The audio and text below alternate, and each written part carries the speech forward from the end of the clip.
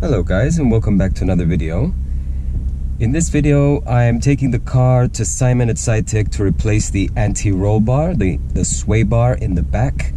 I have MSS springs, and MSS springs installation guide says they work best with a front OEM sway bar.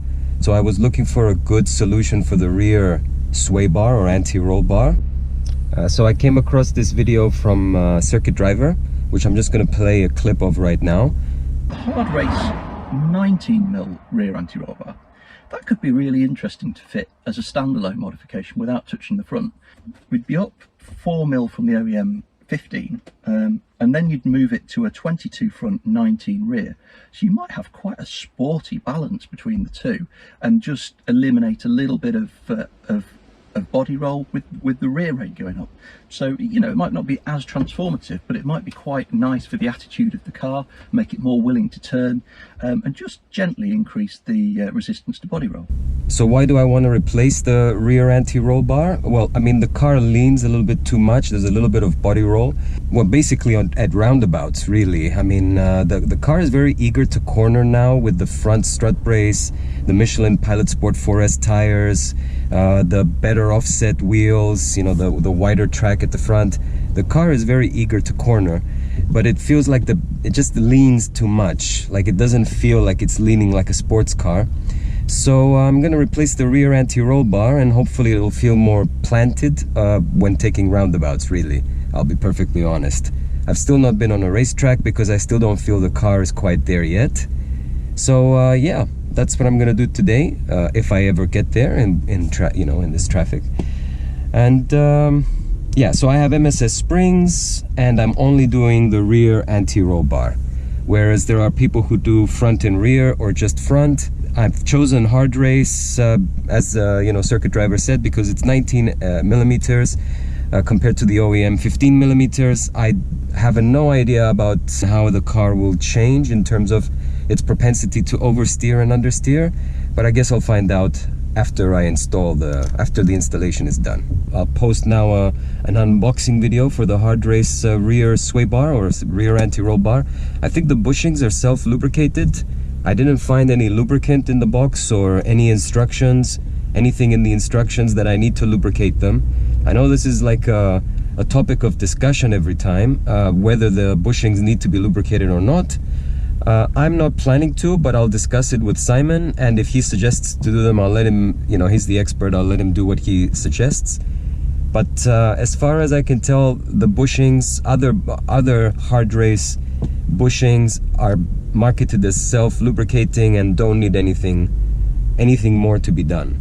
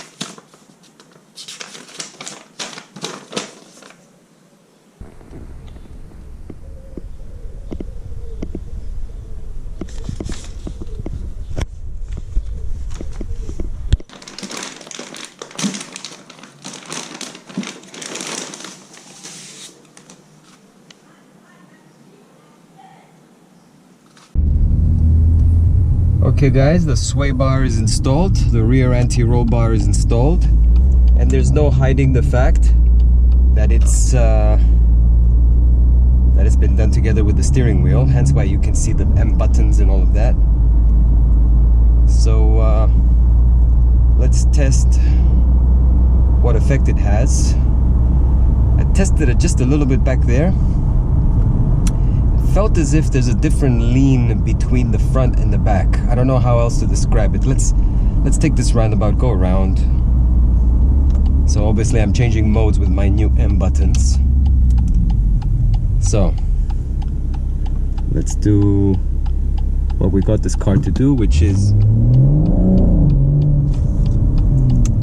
take roundabouts like a master. Alright, so I have to say,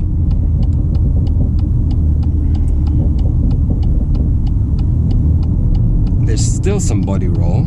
I'm still leaning in my seat.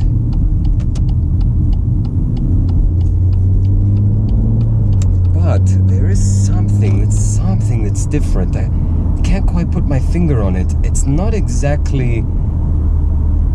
what I thought it would be. I thought it wouldn't lean at all, but that's not what's happening. The car is still leaning.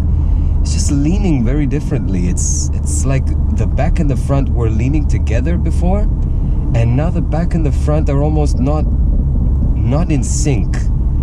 I don't know if that makes any sense, what I'm saying, because obviously we only did the rear anti-roll bar, not the front one. There's something just a little bit different, but it's subtle. I'm not gonna say that there's been a night and day change for the car. We're coming up to another roundabout in a second, so I'll test it again there, but it's not night and day. It's very subtle, and I'm not sure if I'll only experience the benefit at the limit rather than, you know, these very slow speeds here. So let me get back to eco mode till the next roundabout, and then I'll get back to you. Okay, we're coming up to the next roundabout, so we're gonna try again to just make the car lean a little bit. Maybe I'll just leave it in comfort. Look at that, effortless. Look at that. I don't have to look down and find buttons with my hand.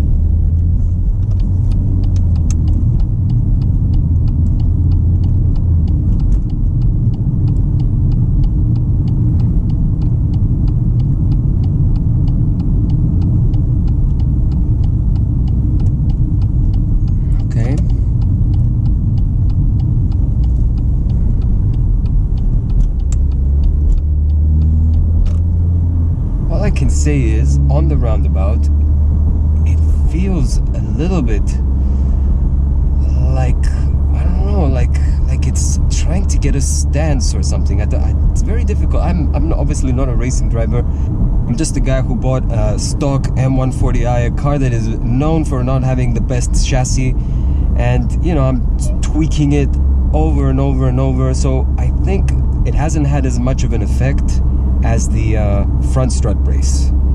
The front strut brace was transformative, whereas this one I think is more of a step change, not a step change, and a slight incremental change.